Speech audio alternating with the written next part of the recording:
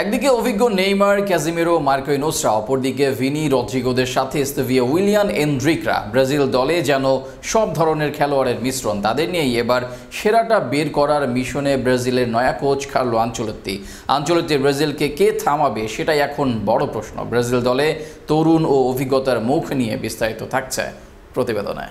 এতদিন অনেকটা ওপেন সিক্রেটের মতোই ছিল, তবে এবার আর কোনো কানাঘুষা বা আলোচনা নয়। ব্রাজিল বোর্ডই নিশ্চিত করেছে 27 মে থেকে ব্রাজিল দলের নয়া coach Italian master mind Carlo Ancelotti. Real মাদ্রিদের সফল অধ্যায় কাটিয়ে কার্লো এবার সেলেসাও শিবিরে। মাদ্রিদের হয়ে এই মৌসুমে শিরোপা না জিতলেও সব আসরে লড়াই করেছেন আনচেলত্তি। দলের এত ইনজুরির পরও একদম বেকায়দায় পড়েননি আনচেলত্তি। এর আগে 3 মৌসুমে মাদ্রিদের হয়ে একাধিক লা লিগা ও চ্যাম্পিয়ন্স লিগ শিরোপা জয় করেন আনচেলত্তি।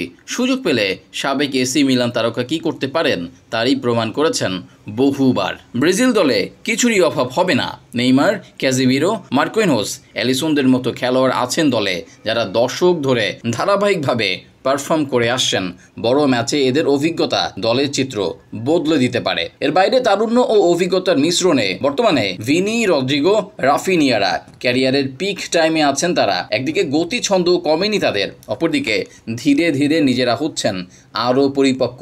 একদম অভিজ্ঞ নেইমার, ক্যাসের সাথে এদের জুটিও হবে বেশ দারুণ। তরুণ তুর্কিও কম নেই ব্রাজিল দলে। নতুন নেইমার খ্যাত এস্তেভিও উইলিয়ান এখনও 18-তে পা দেয়নি। এছাড়া রিয়াল মাদ্রিদে আনচেলত্তির অধীনে খেলেছেন এনড্রিক। এই তরুণদের ঠিকভাবে কাজে লাগাতে পারলে ব্রাজিল যে বদলে যাবে তা তো সন্দেহ নেই কারো। ইনজুরি, টানা খেলা ও একাধিক সমস্যায় মাদ্রিদ দলে পর্যাপ্ত খেলোয়াড় ছিল না। এর বাইরে একাধিক খেলোয়াড়কে খেলানো হয়েছে পজিশনের বাইরে। ব্রাজিল দলে সেই সমস্যায় পড়তে হবে না কোচকে। বড় ক্লাবে পারফর্ম করাদের নিয়েই আরামে সাজাতে পারবেন দল। এমনকি দলে একাধিক ইনজুরি হলেও দল গঠনে হবে না কোনো রকম অসুবিধা। এর বাইরে নকআউট আসরে আনচেলত্তির সাফল্য বেশি।